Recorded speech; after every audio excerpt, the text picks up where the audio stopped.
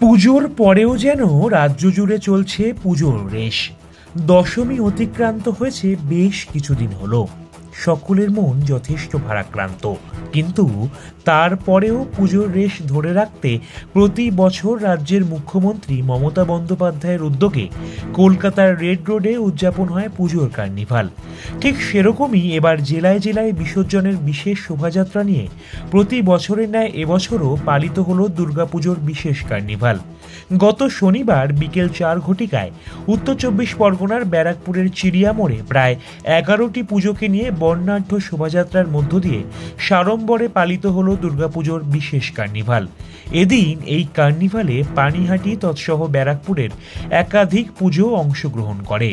এদিনের কার্নিভালে বিভিন্ন ট্যাবলোকে চোখ ধাঁধানো আলোকসজ্জা দিয়ে সুন্দর করে সাজিয়ে নাচ গান আদিবাসী নৃত্যের মধ্য দিয়ে ঢাকের তালে কাসরের ছন্দে বাংলার পুরুলিয়ার ছৌ শিল্পকে সাথে করে বর্ণাঢ্য পদযাত্রায় অংশ নেন বিভিন্ন পুজো কমিটির সদস্য ও সদস্যরা। এদিনের কার্নিভালকে কেন্দ্র করে ব্যারাকপুর চত্বর জুড়ে যথেষ্ট আঁটোসাঁটো নিরাপত্তা ছিল পুলিশের।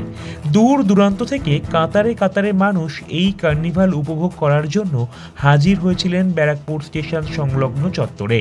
এই প্রসঙ্গে আগত দর্শনার্থী থেকে শুরু করে পুজো কমিটির সদস্যরা ঠিক কি জানালেন সাংবাদিকদের মুখোমুখি হয়ে, শুনে নিন বিস্তারিত এই প্রতিবেদনে।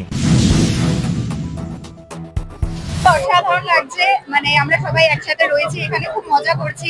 হ্যাঁ, মা চলে যাচ্ছে সেটা একটা দুঃখ তো আছেই, তার সাথে সাথে আমরা খুব আনন্দ করে প্রকৃতিও তো সাথ দিয়েছে। একদমই তাই, একদমই তাই।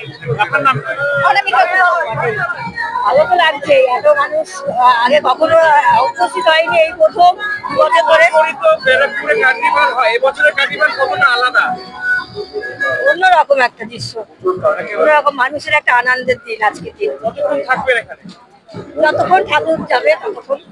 একই ছাদের তলায় এতগুলো ঠাকুর লাইন দিয়ে আসছে, এটা শুধুমাত্র এখানে সম্ভব হলো না? এখানে কেন, এতে রেড রোডেও তো হচ্ছে, কালকে হবে, আগামীকাল হবে। আপনি কি রেড রোড যাওয়া হবে?